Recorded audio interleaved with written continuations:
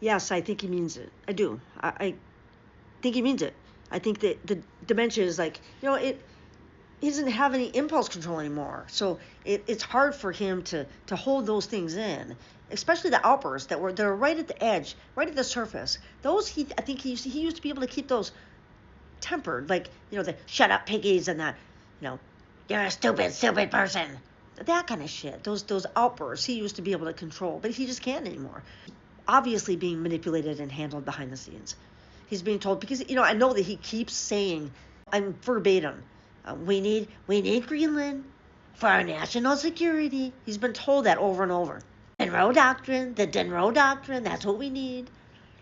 So he was just at this Republican convention or retreat, because nothing says getting back to work like going on vacation, and he had a speech, and one of his speeches, and he was talking about how he wanted to cancel the contests.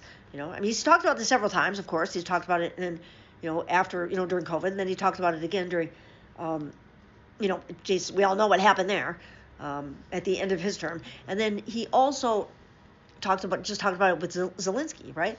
So now he's talking about it again, and he's bringing it up. He said, "Well, I want to do it. I want to just cancel it because but I can't, because everybody knows they want to just call me a dictator, so I can't do it, but they can."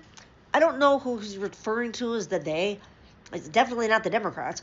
He also was talking about how he needed to, because if we don't win in 2016, they're going to find a way to impeach me. They're going to impeach me. He's really worried about that. That's the least of his fucking worries, I'm telling you that. I don't see any reason for him to allow any more contests. It's not in his best interest. Of course, if we had one, it would be a blue wave, blue tsunami, and I think they would just come and grab the stuff and take their toys and go home and claim victory. That's what I think, because they're going to, the tons of them are going to prison if we ever get back. They know they're going. And I will tell you right now, as God is my witness, if we lose the midterms and we lose 2028, some in this room are going to prison, myself included. They're not going to stop. They are getting more and more and more radical. And we have to counter that. And what do we have to counter it with? We have to counter it with more action, more intense action, more urgency. We're burning daylight. If you look across every aspect of this, we have to codify what President Trump has done by executive. He's not even pretending to talk about, lowering prices. Not even pretending. His tariffs are a fucking disaster. He said he borrowed tariff money to bail out the farmers who were hurt by the tariffs in the first place. $30 billion to fucking Argentina, and takes 20 million people off healthcare.